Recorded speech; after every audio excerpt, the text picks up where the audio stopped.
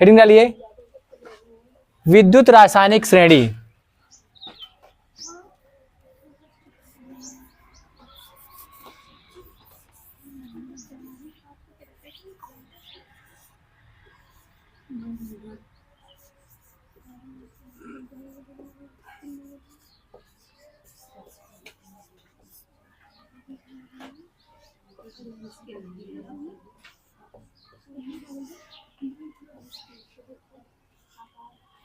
विद्युत रासायनिक श्रेणी या इसे क्या बोलते हैं?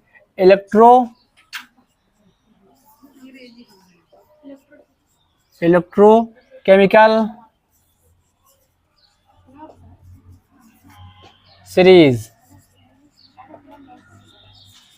इसे शॉर्ट में बोलते हैं ECS,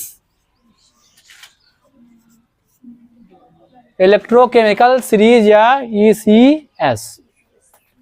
ठीक है, देखो एक बात बताओ जरा, सुन लो ध्यान से। अच्छा मान लो ये सोडियम है, बोलो जी क्या है ये? सोडियम। सोडियम ने एक इलेक्ट्रॉन का त्याग कर दिया और बना लिया क्या? यानी प्लस और प्लस इलेक्ट्रॉन, बोलो। और या कहो एक सोडियम आयन ने, सोडियम कोई आयन है, हाँ, इसने क्या कर लिया? एक इलेक्ट्रॉन को ग्रहण कर लिया और बना लिया क्या? बना लिया, यानी बना लिया। ठीक है, क्या बना लिया? यानी इसका मतलब आप देख रहे हो, इसका मतलब ये है कि इसे इलेक्ट्रॉन को त्यागा है तो यहाँ पे क्या हो रहा है? ऑक्सीकरण हो रहा है। इसका मतलब कहीं ना कहीं ये एनोड हो सकता है, बोलो जी क्या है? कहीं ना कहीं एनोड हो सकता है, बोलो। और इसने एक इलेक्ट्रॉन ग्रहण किया, इसका मतलब क्या हुआ? इसका अपचयन हुआ है। जब अपचयन है, ये अपचयन हुआ है तो कहीं ना कहीं ये क्या हो सकता है? कैथोड भी हो सकता है। क्यों जी? बस में है कि नहीं? फिर देखो, मान लो ये जिंक है, जिंक के बारे में आप डेनियल से के बारे में पढ़े हो, तो ये एक इलेक्ट्रॉन को, ये दो इलेक्ट्रॉन का त्याग करके जो है क्या कर सकता है, बोलो। या कहो कि इसका आयन है Zn+2 और इसने दो इलेक्ट्रॉन क्या कर लिया? ग्रहण कर लिया और बना लिया क्या? Zn। इसका मतलब ये है कि इसका क्या हो रहा है? इसने इलेक्ट्रॉन का त्याग किया, इसका मतलब इसका क्या हो रहा है? ऑक्सीकरण हो रहा है। ठीक है, इसका मतलब ये कहीं ना कहीं क्या हो सकता है? एनोड हो सकता है, बोलो जी। इसका, इसने इलेक्ट्रॉन को ग्रहण किया है तो इसका क्या हो रहा है? अपचयन हो रहा है। तो इसका ये कहीं ना कहीं क्या हो सकता है? कैथोड भी हो सकता है, बोलो जी। तो आप देख रहे हो कि कोई तत्व क्या हो सकता है? एनोड भी हो सकता है और कैथोड भी हो सकता है। कोई धातु एनोड भी हो सकती है और कैथोड। ये किस पर डिपेंड करेगा? ये डिपेंड करेगा उसके ऑक्सीकरण और अपचयन विभव पर। ठीक है, तो क्या है कि, तो इसे कैसे लिखेंगे कि जब तत्वों को उनके ऑक्सीकरण विभवों अथवा अपचयन विभवों के आधार पर क्या किया जाता है? क्रमबद्ध किया जाता है, बोलो जी क्या किया जाता है? क्रमबद्ध किया जाता है। तो इस प्रकार प्राप्त श्रेणी को विद्युत रासायनिक श्रेणी कहते हैं।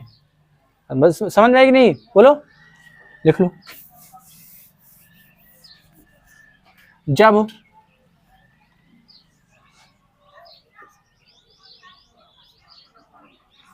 धातुओं को, धातु ये कहो या तत्वों को, क्योंकि इसमें हाइड्रोजन भी है।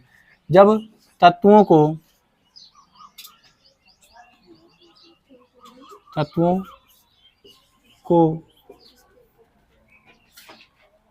उनके ऑक्सीकरण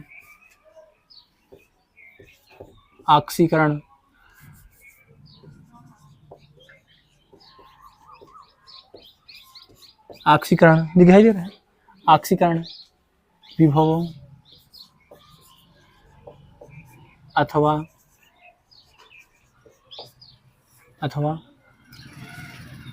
अपचयन विभवों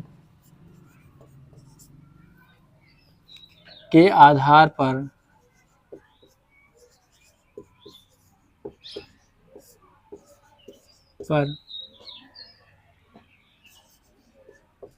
क्रमबद्ध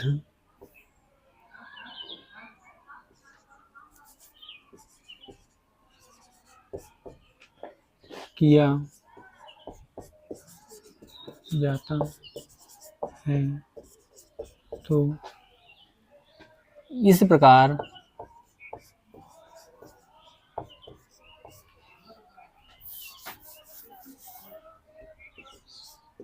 प्राप्त श्रेणी को क्या कहते हैं? विद्युत रासायनिक श्रेणी कहते हैं।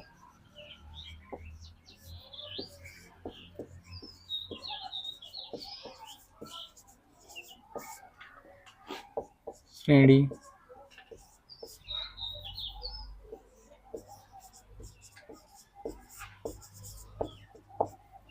ठीक है, विद्युत रासायनिक श्रेणी कहते हैं।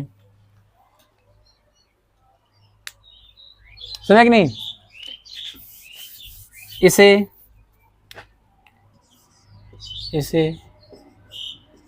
विद्युत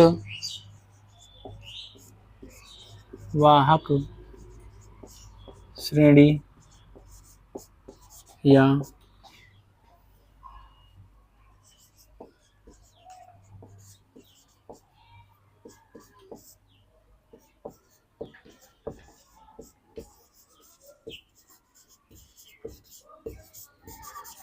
इसे विद्युत वाहक श्रेणी या सक्रियता श्रेणी भी कहते हैं। ठीक है, क्या कहते हैं? इसे विद्युत वाहक श्रेणी या सक्रियता श्रेणी भी कहते हैं। ठीक है, तो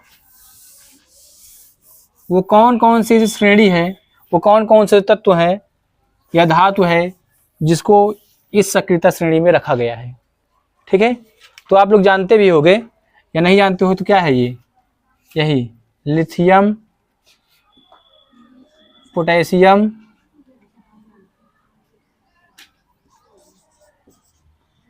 Ba, Sr, क्या है? लीक व सरकाना, मगल मंजन, करफे, कड़कोनी। हाँ हाँ, तो लीक व शर का ना मग अल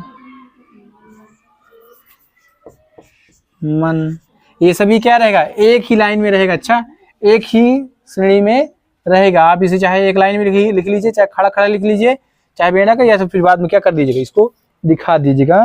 मतलब इसका क्या करेंगे? इसका इधर लिखेंगे।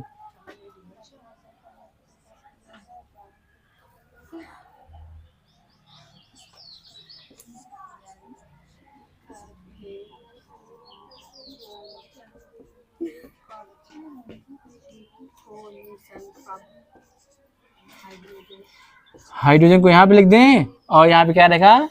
CH APA। ठीक है, तो क्या रहेगा? किसे कैसे पढ़ेंगे, कैसे याद करेंगे? लीक ब शर का न मग अल मन जन कर फे कड को नी सन पब हाइड्रोजन। ऐसे क्या कहें पढ़ेंगे? चापा। क्या पढ़ेंगे? चापा में क्या होगा? Cu Hg Ag Pt और Au। समझ में आया कि नहीं? क्या एक बार नीचे लिख दें क्या? ली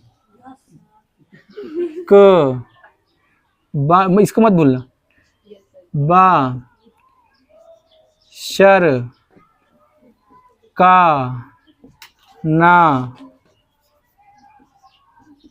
मग अल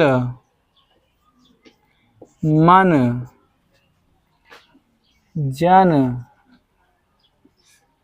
कर फे कड़ को नी सन पब हाइड्रोजन क्या रहेगा? चापा। बोलो कैसे रहेगा? लीक बासर काना मग अल मन जन कर फे कड़ को नी सन पब हाइड्रोजन स्वाहा चापा। हो गया ना? याद कर लीजिए। अब कुछ बातें हैं, ये सभी क्या रहेंगे? एक ही लाइन में रहेगा। क्या करना है इसे एक ही लाइन में लिखना है आपको। अगर नहीं लिखना है एग्जाम में, आपको एक ही लाइन में लिखना है। अच्छा, एग्जाम आप क्या लिखें? चापा CHACHAPA।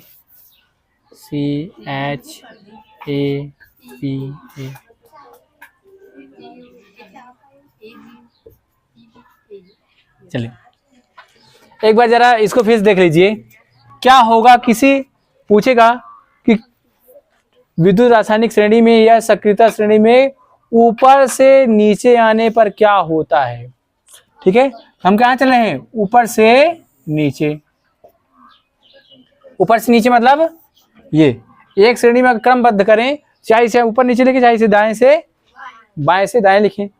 ठीक है, तो क्या पूछेगा कि किसी सक्रियता श्रेणी में सक्रियता श्रेणी में ऊपर से नीचे आने पर क्या होता है? ध्यान सुनिए, ऊपर से नीचे जाने पर अपचायक गुण, हाँ अपचायक गुण घटता है। अपचायक गुण क्या होता है? घटता है। बताऊंगा अभी। अपचायक गुण क्या होता है? घटता है। बोलो जी, अपचायक गुण क्या होता है? घटता है। ये अपचायक गुण क्या होता है? अपचायक गुण क्या होता है? इलेक्ट्रॉन को, अपने इलेक्ट्रॉन को दूसरों को देने की क्या प्रवृत्ति? अपने इलेक्ट्रॉन को दूसरे को देने, दूसरे तत्व को देने की प्रवृत्ति क्या क्या बोलते हैं? अपचायक गुण। जैसे ये वाला, इसका मतलब ये क्या है? सबसे बड़ा, सबसे ज्यादा अपचायक गुण किसके पास है? इसके पास। और सबसे कम अपचायक गुण किसके पास है? इसके पास।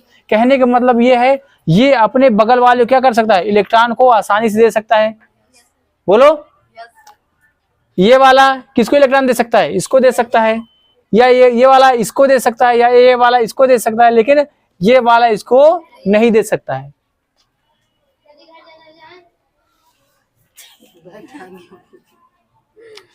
जब आप बाहर निकल ही आई हैं तो रोकने कोई फायदा भी तो नहीं है। ध्यान सुनो, अपचायक गुण क्या होता है? अपचायक गुण क्या होता है? इलेक्ट्रॉन को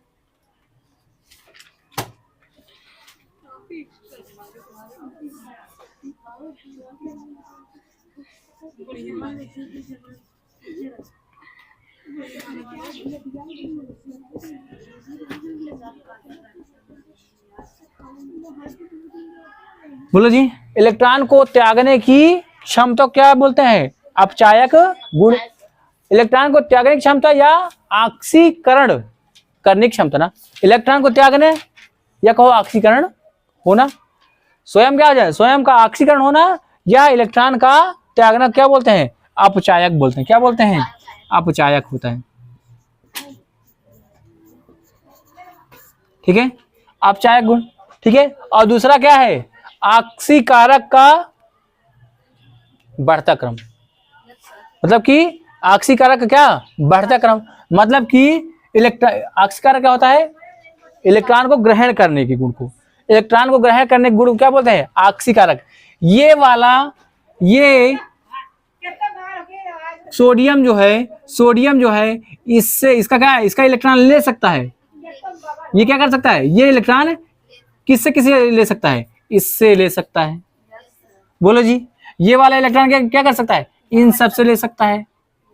बोलो, तो देख रहे हो, तो जैसे जैसे इधर जा रहे हो, नीचे जा रहे हो, इलेक्ट्रॉन को लेने की प्रवृत्ति क्या हो रही है? बढ़ रही है।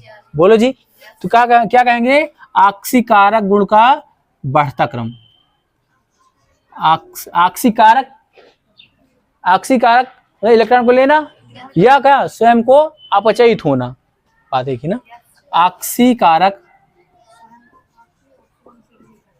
आक्सीकारक का, आक्सीकारक गुण का बढ़ता क्रम। बस में है कि नहीं। आक्सीकारक का मतलब होता है, यहाँ पे लिख लो, आक्सीकारक का मतलब होता है इलेक्ट्रॉन को ग्रहण करने की प्रवृत्ति। बोलो जी। इलेक्ट्रॉन को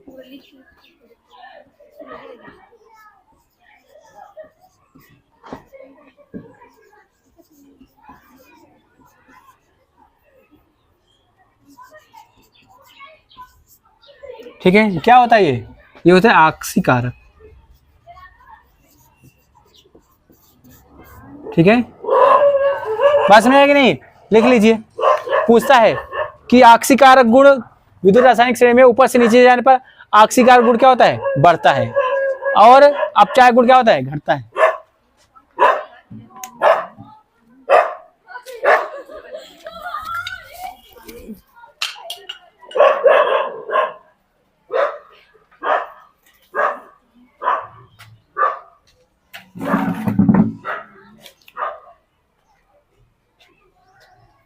क्या हो बताओ।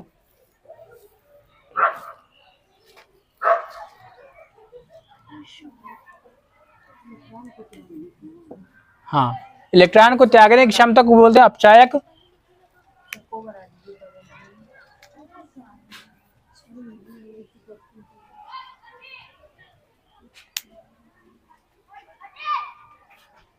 ये लेसन आज खत्म हो जाएगा, मुबारक हो। हाँ जी, क्या तो लिखा है तो और क्या, बाकी तुम लोग समझ लेना।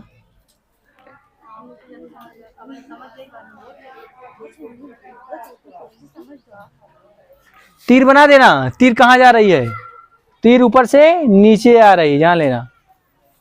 तीर का मुख किधर है, इधर की ओर।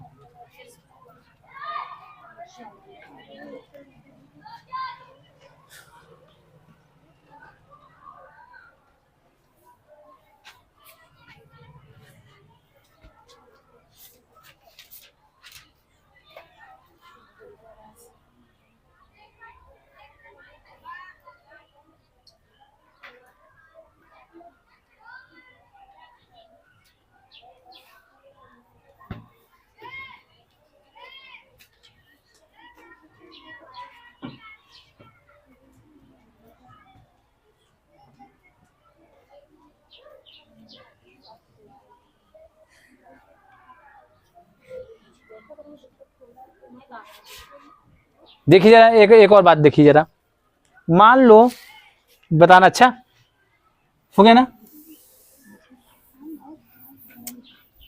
मान लो जरा, लिखो, देखो देखो जरा। मान लो मैं मैग्नीशियम और जिंक की छड़ क्या करता हूं, लेता हूं। क्या करता हूं, मैग्नीशियम और जिंक की छड़ से क्या करता हूं, कोई सेल बनाता हूं, मैग्नीशियम जिंक। अब बताइए, इन दोनों में से तुलना करवाएंगे, इन दोनों में से इलेक्ट्रॉन कौन अच्छा त्याग कर सकता है, इन दोनों में से कौन अच्छा इलेक्ट्रॉन त्यागेगा, Mg त्यागेगा। बोलो, इसका मतलब ये क्या करेगा, Mg जो है, अगर मैं इसका क्या बनाऊं, सेल बनाऊं, तो Mg क्या करेगा, इलेक्ट्रॉन को त्याग देगा, और इलेक्ट्रॉन को त्याग देगा तो क्या हो जाएगा, Mg+2 हो जाएगा। अब दो इलेक्ट्रॉन क्या हो गया, निकल गया। बोलो, इसका मतलब ये क्या हुआ, इसका मतलब ये हुआ कि इसका ऑक्सीकरण हुआ है। बोलो, और जब ऑक्सीकरण हुआ है तो इसका मतलब ये किसका काम करेगा, एनोड का काम करेगा। बोलो, ये किसका काम करेगा, एनोड का। और जिंक देखो, जिंक को इलेक्ट्रॉन देखो, जिंक की इलेक्ट्रॉन लेने की क्षमता क्या होती है, बढ़ गई है। इधर जाने पर इलेक्ट्रॉन ग्रहण करने की क्षमता क्या होती है, बढ़ती है। तो मैग्नीशियम और जिंक में से इन दोनों में किसकी क्षमता ज्यादा है, जिंक की ही ज्यादा है। तो इसी की ये क्या करेगा, ये क्या करेगा, ये करेगा जिंक Zn+2 ये क्या करे, जिसने इसने क्या किया, 2 इलेक्ट्रॉन का त्याग किया है, तो ये क्या करेगा, इसी को ग्रहण कर लेगा, बोलो, और क्या बना लेगा, जिंक बना लेगा। इसका मतलब इसका क्या हुआ है, अपचयन हुआ है,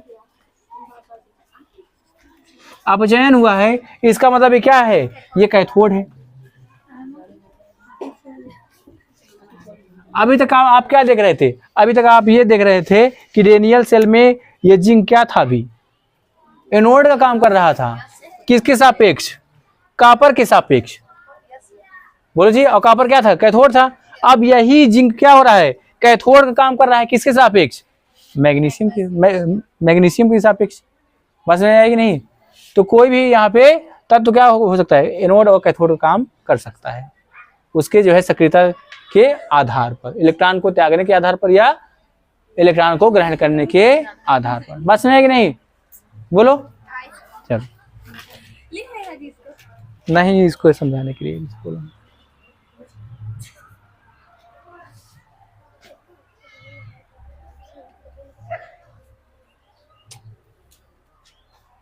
हो गया ना। जैसे और एक ले लो, मान लो, और एक ले लो, और क्या ले सकते हो, मान लो आप ले लो, हाँ अब इसी को ले लो, एल्यूमिनियम ले लो, एल्यूमिनियम ले लो, और फिर से क्या कर लो, एल्यूमिनियम ले लो, और फिर से क्या कर लो, लिथियम को ले लो, लिथियम और नहीं ऐसे करो, हाँ अब इसको देख लो, इसको ले लो, या कहो कि इसको ले लो,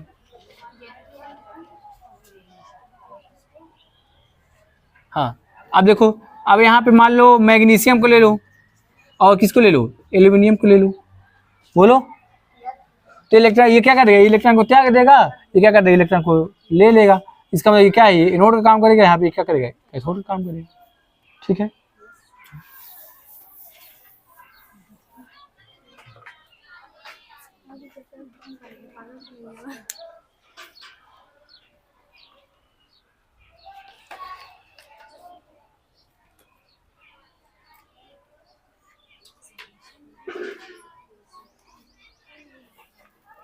चलिए लिखिए, विद्युत रासायनिक श्रेणी के अनुप्रयोग, ईसीएस के अनुप्रयोग।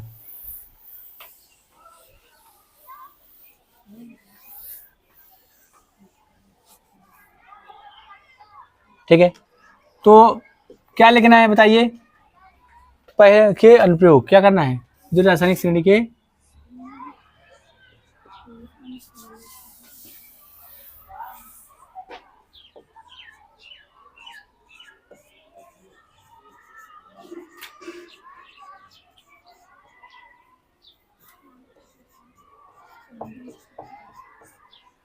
विद्युत रासायनिक श्रेणी के अनुप्रयोग।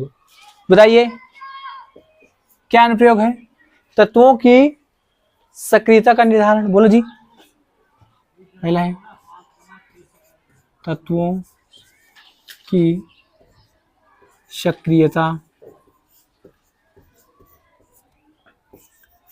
का निर्धारण करने में